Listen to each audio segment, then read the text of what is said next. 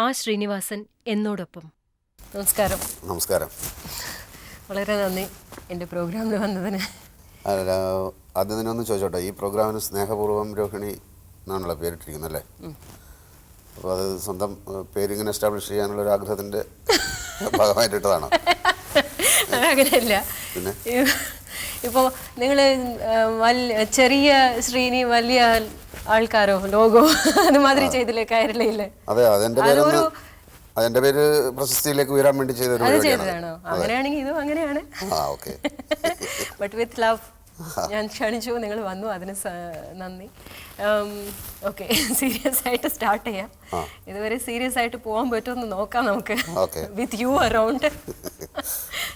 ഇപ്പോൾ ഒരു sense of humour ആദ്യം മുതൽക്കേ, ഒരു ചെറുപ്പം മുതൽക്കേ ഉള്ള ഒരു ട്രേറ്റ് ആണോ നിങ്ങളുടെ?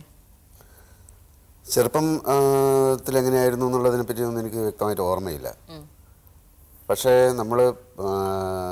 എനിക്ക് പലപ്പോഴും തോന്നിയിട്ടുള്ളത്, ഇപ്പം പുറമേ കാണുന്ന അല്ലെങ്കിൽ സിനിമയിൽ ഞാൻ എസ്റ്റാബ്ലിഷ് ചെയ്യപ്പെട്ടിട്ടുള്ള ഒരു സംഗതിയൊന്നും ആയിരുന്നില്ല. എൻ്റെ ഒരു ചുറ്റുപാടിൽ എൻ്റെ വളർന്ന കാലാവസ്ഥ എന്നൊക്കെ പറയുന്നത് യാതനകളുടെ ഒരു കാലമായിരുന്നു. അപ്പോൾ അതൊന്നും തമാശയായിട്ട് നോക്കി കാണണം എന്നൊന്നും അന്ന് നമുക്ക് ആലോചിക്കാൻ പോലും വയ്യാത്ത ഒരുപാട് തിക്താനുഭവങ്ങളിലൂടെയാണ് വന്നത്. പിന്നീട് അതിനെയൊക്കെ അതിജീവിക്കാൻ നമ്മൾ ജീവിതത്തിൽ കണ്ടുപിടിച്ച ഒരു ശ്രമത്തിൻ്റെ ഭാഗമായിട്ട് ഈ ഹ്യൂമർ ഉണ്ടായി എന്ന് വേണമെങ്കിൽ പറയാം. നമ്മുടെ ജീവിതത്തിൽ ഭയങ്കര ബുദ്ധിമുട്ടിപ്പിക്കുന്ന കാര്യങ്ങളൊക്കെ അതേപോലെ തന്നെ അഭിമുഖീകരിക്കാൻ ശ്രമിച്ചാലേ, എല്ലാം ഹൃദയത്തിലേക്ക് എടുത്തിട്ട് നമ്മൾ തന്നെ ദുഃഖിക്കാൻ തുടങ്ങിയാൽ നമുക്ക് ബുദ്ധിമുട്ടുകൾ മാത്രമേ ഉണ്ടാവുള്ളൂ. അപ്പം ലൈഫിലെ ഓരോ സെറ്റ് ബാക്കും ഒരു അനുഭവമായിട്ട് നമുക്ക് കണക്കാക്കാൻ പറ്റണം. അതിന് നമ്മുടേതായ ഒരു കാഴ്ചപ്പാടിൽ ഇതൊക്കെ ജീവിതത്തിൻ്റെ ഒരു ഭാഗമാണ്, ഇതൊക്കെ നമുക്ക് തമാശയോട് നോക്കി കാണാം എന്ന് എപ്പോഴും എൻ്റെ മനസ്സ് കണ്ടുപിടിച്ചിട്ടുണ്ടാവും. അങ്ങനെ വന്നതായിരിക്കും. അതൊരു നാച്ചുറലായിട്ട് വന്ന ഒരു യുക്തിയായിപ്പോയി അല്ലേ? അങ്ങനെ വന്നപ്പോൾ ആദ്യം നടനായിട്ട് വരാനാണ് നിങ്ങൾ ഫിലിം ചാമ്പറിൻ്റെ ഇൻസ്റ്റിറ്റ്യൂട്ടിൽ വന്ന് ചേർന്നത് അല്ലേ?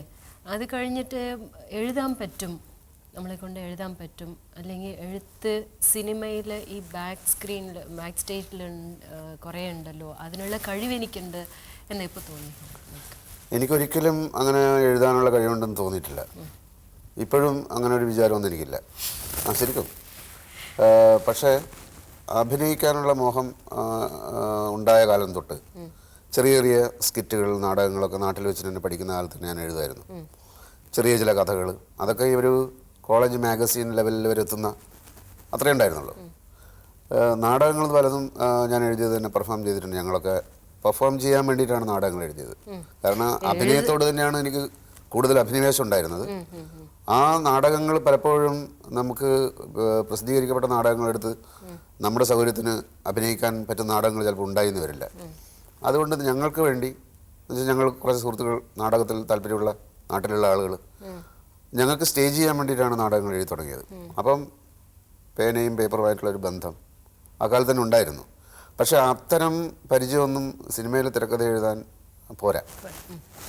സിനിമയിലെ തിരക്കഥ എന്ന് പറയുന്നത് ആകസ്മികമായിട്ട് സംഭവമാണ്. ഇപ്പം ആദ്യം ഇപ്പം KG ജോർജ്, അദ്ദേഹത്തിൻ്റെ മേള എന്ന് പറയുന്നൊരു സിനിമ, അപ്പം അതിൽ എൻ്റെ സുഹൃത്തായ നാട്ടുകാരൻ ശ്രീധരൻ ചമ്പാട് എന്ന് പറയുന്ന അദ്ദേഹമാണ് അതിൻ്റെ കഥ, സർക്കസ് കഥകളൊക്കെ എഴുതി പേരെടുത്ത ഒരാളാണ് ശ്രീധരൻ ചമ്പാട്.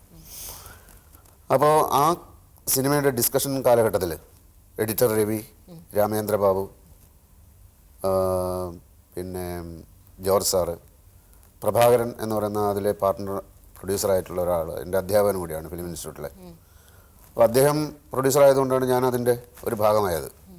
അപ്പോൾ ആ കാലഘട്ടത്തിലാണ് ഈ സിനിമയാണ് ശരിക്കും പറഞ്ഞാൽ ആദ്യമായി ഒരു സിനിമയുടെ സ്ക്രിപ്റ്റ് ഉണ്ടാക്കുന്ന ആ കാലഘട്ടത്തിൽ ഉള്ള ഡിസ്കഷൻ എന്ന് പറയുന്നതിൻ്റെ ഇതൊക്കെ ഉണ്ടായി വരുന്നത്.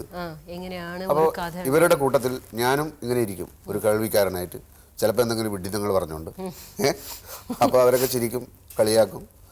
എങ്കിലും ഞാനിങ്ങനെ പലതും പറഞ്ഞുകൊണ്ടിരിക്കും എൻ്റെ അഭിപ്രായമായിട്ട്. അപ്പോൾ പറഞ്ഞ ചില വിഡ്ഢിത്തങ്ങളൊക്കെ കുറച്ച് കഴിയുമ്പം ശ്രീനിവാസൻ പറഞ്ഞതുപോലെയുള്ള ആ സാധനത്തിൽ നിന്ന് ചെറിയ ചേഞ്ചോട് കൂടിയിട്ട് ഇങ്ങനെ ആക്കിക്കൂടെ എന്നൊക്കെയുള്ള കാര്യങ്ങളൊക്കെ വരും. പിന്നെ ജോർജ് സാറ് പലപ്പോഴും ചില സീനുകളൊക്കെ എഴുതാനായിട്ട് എന്നെ പ്രേരിപ്പിച്ചിട്ടുണ്ട്. ചിലത് ഞാൻ എഴുതി നോക്കിയിട്ടുണ്ട്. അപ്പോൾ അതൊക്കെ ഇതൊക്കെ അന്നൊക്കെ ഞാനൊരു തിരക്കഥ എഴുതാൻ പോകുന്ന ആളാവാൻ വേണ്ടി ഞാൻ പഠിച്ചുകൊണ്ടിരിക്കുകയാണെന്നൊന്നും വിചാരിച്ച് ചെയ്തതല്ല. പിന്നീട് പ്രയോജനപ്പെട്ടു എന്നുള്ളതാണ്. അങ്ങനത്തെ ഒരു വർക്ക്ഷോപ്പ് എന്ന് പറയാം നമുക്ക്. അതെ, അത് മനഃപൂർവ്വം അല്ലെങ്കിലും അങ്ങനെയുള്ള 2-3 സിനിമകളിൽ ജോർജ് സാറിൻ്റെ തന്നെ. അപ്പം ശരിക്കും ഒരു സീൻ എങ്ങനെ ക്രിയേറ്റ് ചെയ്യുന്നു, എങ്ങനെ തുടങ്ങുന്നു, എങ്ങനെ അത് വളരുന്നു, എങ്ങനെ അത് അവസാനിക്കുന്നു എന്നൊക്കെ ഉള്ളതിൻ്റെ ഒരു എന്താ ഒരു ടെക്നിക്ക് ഉണ്ടല്ലോ.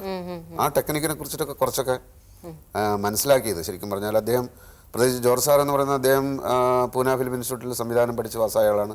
തിരക്കഥയെക്കുറിച്ചിട്ട് സാങ്കേതികമായ എല്ലാ കാര്യങ്ങളും അറിവുള്ള ആളാണ്. അപ്പോൾ അങ്ങനെ ഒരു ആളിൻ്റെ കൂടെ